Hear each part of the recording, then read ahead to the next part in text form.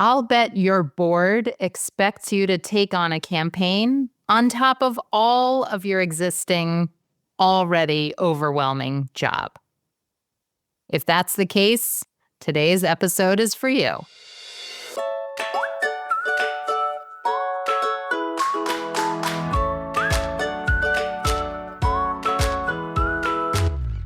Welcome to All About Capital Campaigns, a podcast that provides fuel for your nonprofit's growth. Each week, Amy Eisenstein and Andrea Kihlstedt, co-founders of Capital Campaign Pro, provide practical tips about raising more money for your nonprofit organization. Here are your hosts, Amy and Andrea.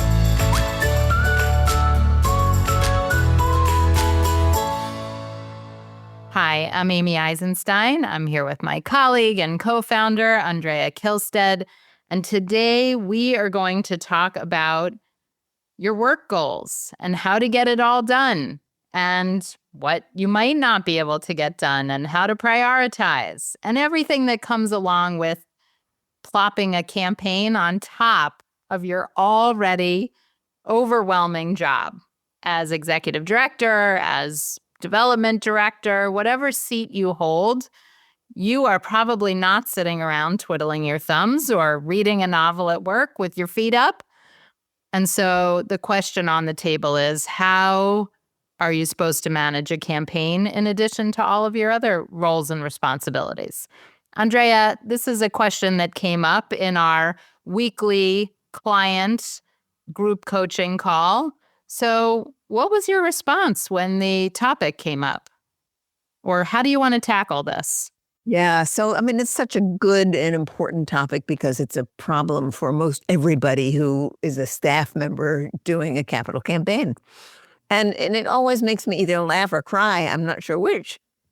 In all my years of fundraising, I have never gone into a development shop and seen the development director, with their feet up on the desk reading a novel because they didn't have enough to do.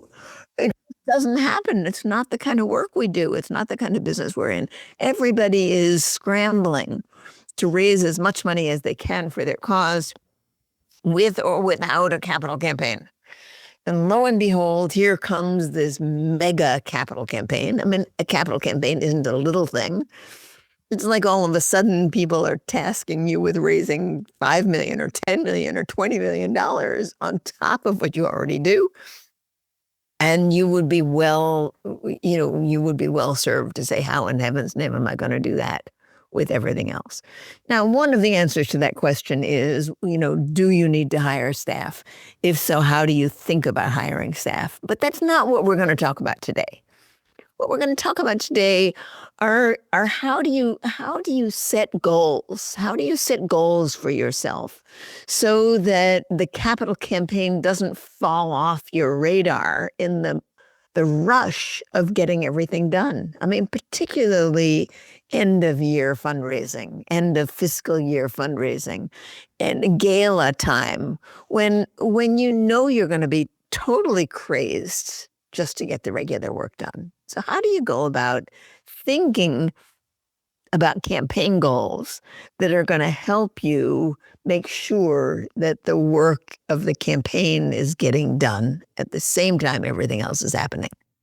I just want to say that I love this topic. I think it's so important because, Andrea, and listeners may know too, I am a ridiculous goal setter. And every year I have a big, hairy, audacious goal, and I break it down into monthly tasks and daily tasks and weekly responsibilities. And that's somewhat what we're going to talk about here, although it's not neat and evenly divided or wrapped up in a bow like that. But I think the concept is still the same. You have this big, hairy, audacious goal of a capital campaign, and it's overwhelming to look at it all at once. So the question is, how can you divide it into manageable tasks? And I think that's part of the topic for today.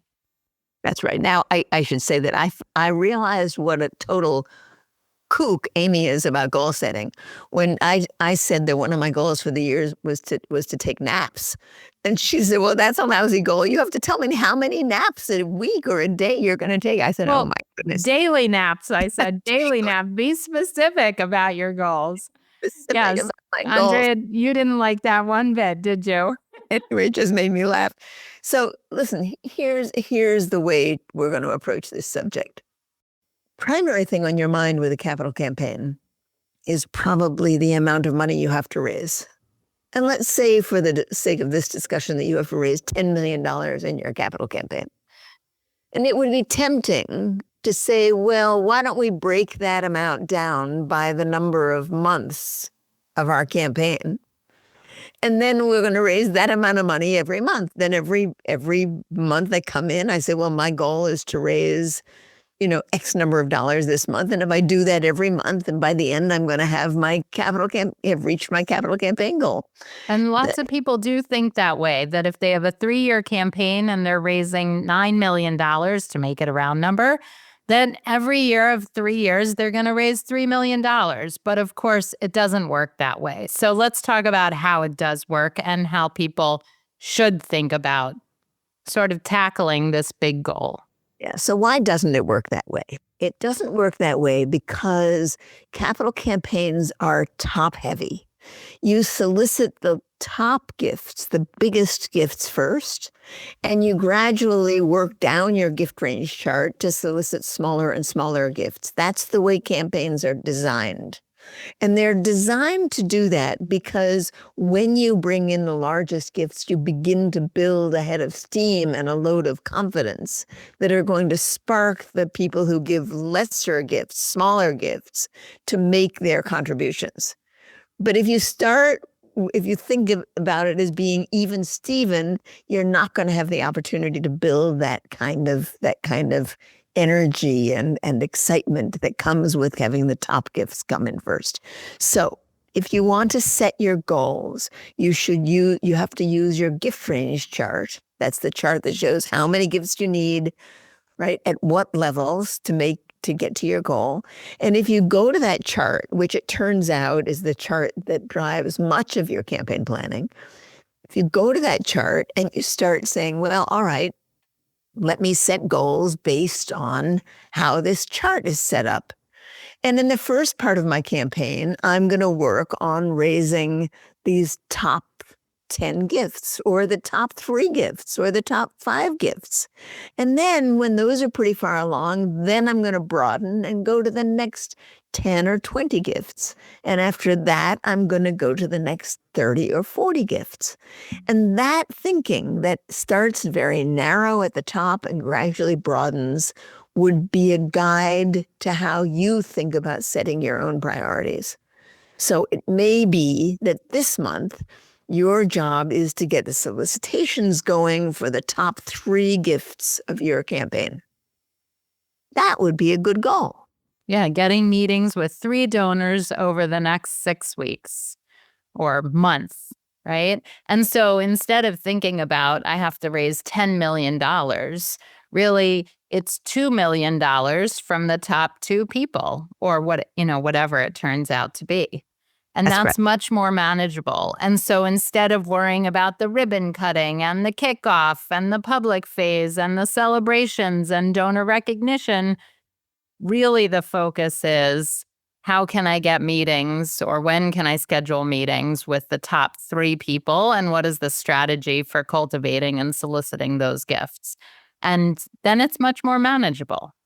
Those are great short-term goals. Now, one of the things that I often encourage people to do is to set a goal that is very tactical and specific, and that's to set aside a certain amount of time, perhaps 2 hours every Monday or on a specific day.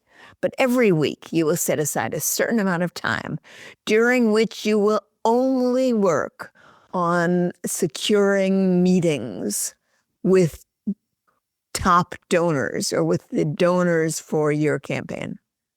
That's all you're going to do. You're not going to go on those meetings. You're not going to be, having meetings. You're just going to be sitting there. You're going to be emailing people. You're going to be following up. You're going to be calling people. You're going to be doing everything you can to actually get meetings on your calendar in the days and weeks ahead, right? And that's So you can have a very specific goal, and Amy, you're going to be proud of me. You can say every Monday from 10 to 12, I am going to spend all of that time identifying the people who I don't yet have meetings with, but who are next on the priority list, and doing as much as I can to tie down those meetings with the goal of getting meetings with at least half the people I reach out to, or something like that, right? I mean, as specific as you can be. Of course, you won't always succeed. Sometimes you need 2 or 3 emails and a few phone calls and help from other people. But if you dedicate that time to getting meetings, then you will actually go on meetings, right? It's like Yes. A follows B follows C, or C follows A, right? And once you actually go on meetings, you're actually going to raise some money. So focus on how you're going to spend your time getting meetings. Right. And you had a throwaway comment there, but I just want to bring it to the forefront here. It may involve other people. So you may be reaching out to a board member and drafting an email for them to send to help secure a meeting. It may not simply be emailing the person. You may be working with the gatekeeper. You may be going through board members. You may be researching on LinkedIn how to approach them. Who knows them? Who do you know that knows the person? So there might be more involved in securing the meeting, which is fine, which is why you need 2 hours and not 15 minutes, because sometimes getting meetings is complicated. But if that's the top priority, then that's what you will be focused on and what you'll be doing. But, we talk with our clients and prospective clients daily about how to manage campaigns with relatively small teams, relatively small development teams, the executive director, a development director, maybe there's another development person on staff, and they may or may not be able to hire help, administrative support, and other things. But one of the things that I always say is that our jobs as consultants is to help prioritize. I mean, delegating is great too, but really it's about prioritizing. And that's what you've just done, Andrea. You don't have to work on the campaign for 40 hours a week. You need to really move the needle on the most important things. And if you can do that week in and week out for a couple hours a week, you're going to be successful in your campaign. So let me tell you a little story about this. It's always fun to hear stories. I worked on a campaign where the organization was set out to raise $8 million. It was a first-time campaign for these people. They had never been on a campaign before. And they were just full of energy and excitement and trying to figure out what to do. And I focused them like a laser on their top gift. They had one family foundation that had been a primary funder of this organization for a long time. And if they were going to get a really big gift, it was going to be from that organization. And they thought maybe they could get $1 million from that organization. And I said, well, why don't we set about building, talking to them and seeing if we could get $2 million instead of $1 million on your $8 million campaign. And we took that as the focus. I said, if you can bring in that gift at $2 million, it will anchor your whole campaign.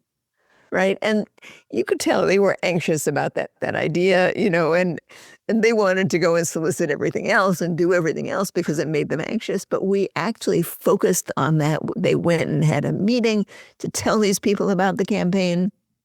They learned more about the family that had some changes in it and about the people who are currently running the foundation. Lots of backing and forthing. And in the end, and this is the early phase of the campaign, they had the courage to ask this organization for $2 million. And lo and behold, within the month, they had an informal commitment from this organization of $2 million, just focusing like a laser on that one gift.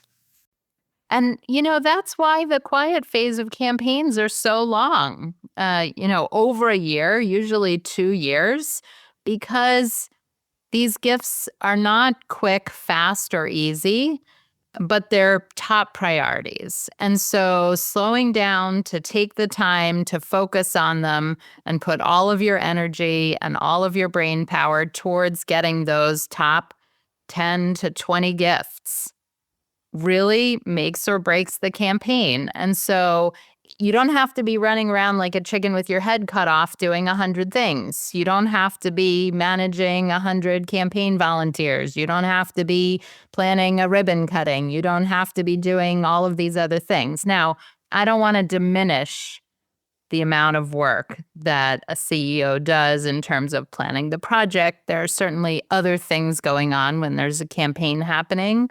But if you can be laser focused on these top gifts, other things will start to become clear.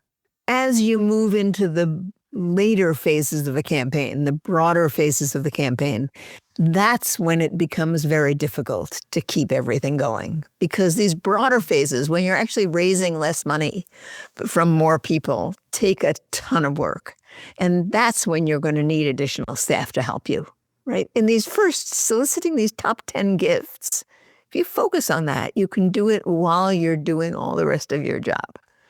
So it's a funny business. The biggest part of the fundraising you actually can do while you're going full steam at your annual fundraising and Giving Tuesday and the gala and everything else, just by saying, all right, we need 10 gifts here. Let's just chug through and get that done.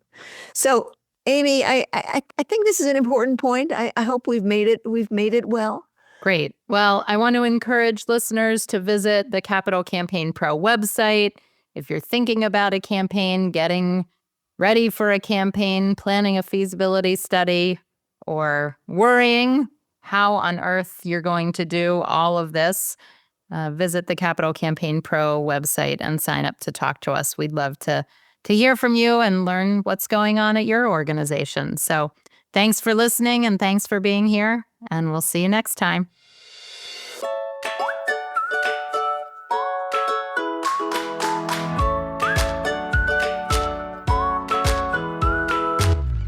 Thanks for joining Amy and Andrea for today's All About Capital Campaigns.